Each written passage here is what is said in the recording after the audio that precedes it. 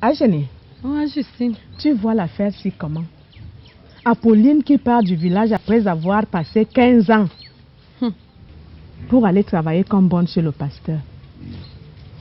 Justine, l'affaire d'Apolline là m'a dépassée. Mais, tu vois, elle a trop de problèmes dans son foyer. Peut-être que l'argent qu'elle va travailler là-bas va l'aider à résoudre certains problèmes. Quel argent même? Alors qu'elle pouvait travailler ces champs-là et aller vendre sa nourriture, cela lui rapporterait plus d'argent que ce qu'elle va aller faire en ville là. Si elle restait ici au village avec trop de soucis, il faut qu'elle essaye de s'éloigner comme ça. L'affaire là. Bonjour les filles. Ah, Monica, où vas-tu si pressée comme ça? Tu nous salues déjà comme les drapeaux. Bonjour. Bonjour, maman Monica. Qu'est-ce qu'il y a même parce que tu fais les jolies tresses. Je me débrouille seulement. Je dis, Monica, qu'est-ce que tu as dans ce paquet comme ça là? Ça c'est la robe de Delphine que je viens de terminer et je m'en vais de ce pas la lui livrer. La bienheureuse. Elle au moins elle a encore les moyens de se faire coudre de nouvelles robes. La dernière fois que j'ai porté un habit neuf dans ce village, c'était encore quand? À Genève. Je ne m'en souviens même plus. C'est les vieilles robes que je portais à l'époque où je vivais encore en ville que je traîne jusqu'à ce jour. Regardez-moi ça. Chacun a sa vie ici-bas. Maman Delphine a eu la chance d'avoir des grands-enfants qui essayent d'améliorer sa vie. Elle a même des grandes filles. Ce sont elles qui s'occupent d'elle comme ça. Comment ne va-t-elle pas s'habiller? Mais cette fois-ci, ce ne sont pas ses filles. C'est qui encore? Alors qui? Monsieur Bounougou en personne. Ça, c'est la robe de la réconciliation. Au cas où vous ne vous en êtes pas aperçu, Monsieur Bounougou et Delphine se sont réconciliés. Effectivement. Je les ai vus une ou deux fois. Mais dans des positions qui ne laissent pas de doute. C'est donc vraiment vrai. Ok. Aussi vrai que je m'appelle Monica.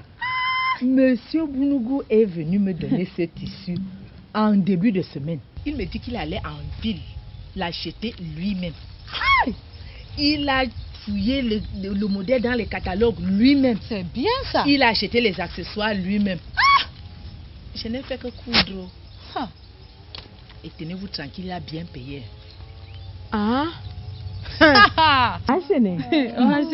Si quelqu'un avoue qu'il a été bien payé.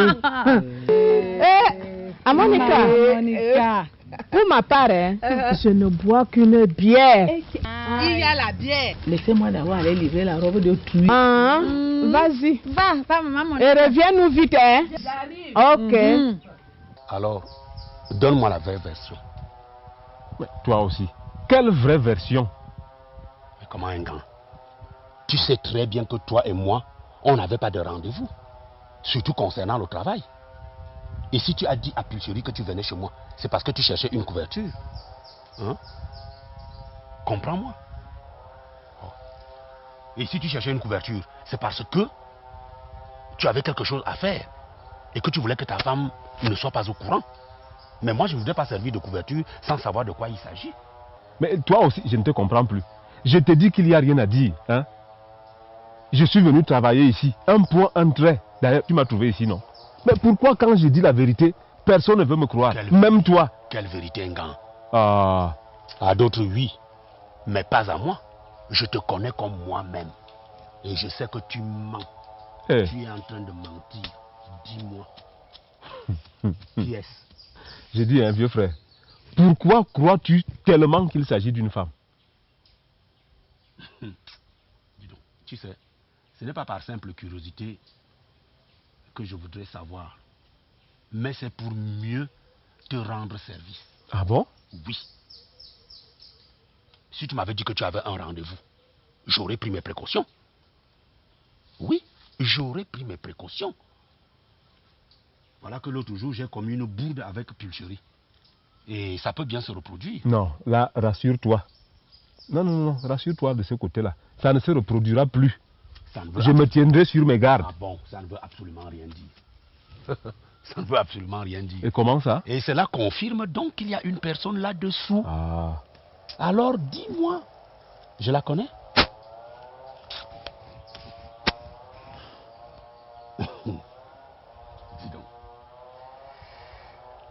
C'est bien la première fois que tu me caches quelque chose concernant une femme. Hein? Mais il n'y a rien à dire. Je te répète, rien, rien, rien, absolument rien. Tu as déjà vu une femme sur laquelle il n'y a rien à dire? À moins que tu ne veuilles pas me le dire. Enfin, d'accord, c'est un peu ça. Et pour quelle raison tu ne veux pas en parler? Dis-moi, et pour quelle raison tu ne veux pas en parler? Il n'est pas question, mon cher ami. Il n'en est pas question. Quels que soient vos pactes là-bas à deux, ça vous concerne. Mais moi, je dois connaître la vérité. Tu dois tout me dire. C'est ça la loi, ça a toujours été comme ça. Bon. Agéné, Ouais, je sais. heureusement que tout est bien qui finit bien. Tu vois comment l'affaire-ci se dénoue. Je te dis, je suis vraiment contente que Mbounougou et maman Delphine aient renoué. Ça aurait été vraiment dommage qu'à leur âge, ils se séparent. Après tant d'années de vie commune. Amout, à mon avis, l'âge n'y est pour rien. Quand ça ne va pas, tu sais, il faut savoir prendre la décision qui s'impose. C'est seulement parce que nous n'avons pas souvent le courage. Et puis, il y a le regard des gens, la pression des autres. C'est tout ça qui fait qu'on boit le calice jusqu'à la lie. Je te parle de mon cas propre. Justine, je connais ton problème. Je connais bien ton problème. Je te dis, ce problème de mariage va nous amener. Ça nous fait souvent devenir l'ombre de nous-mêmes. Tu te rends compte? C'est toi seul qui as des soucis. C'est toi seul qui pense. C'est toi qui maigris. Et malgré tout ça, on a seulement souvent honte de partir. Hein. Sinon, les gens vont dire que c'est parce que tu as fini tout l'argent avant de partir. Je te le fais pas dire.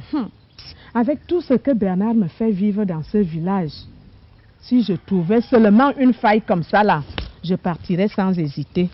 Justine. Cédric, c'est Owen. Viens bébé, viens. Ta mère va bientôt rentrer, viens.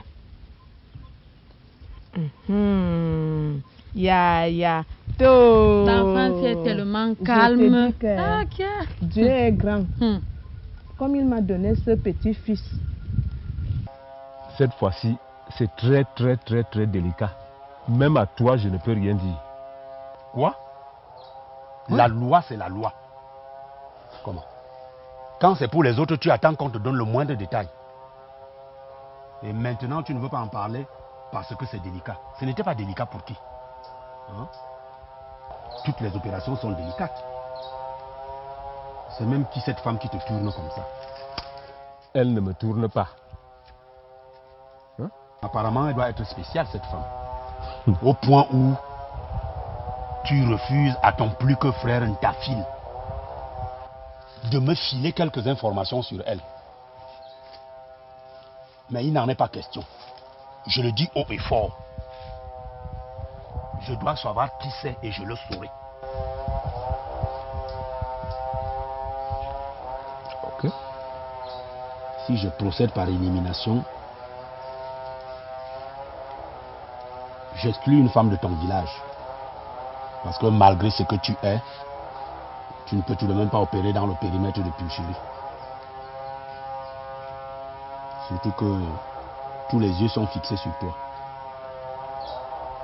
Bon.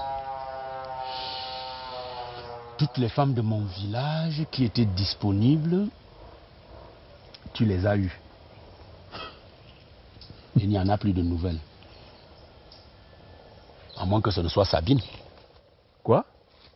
Ça quelle bine? Mais tu divagues, toi. Alors, qui est-ce?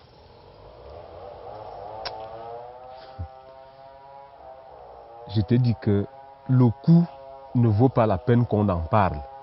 Je me suis trompé, un point trait. Alors, si tu t'es trompé, je suis justement la première personne à qui tu dois en parler. Hein?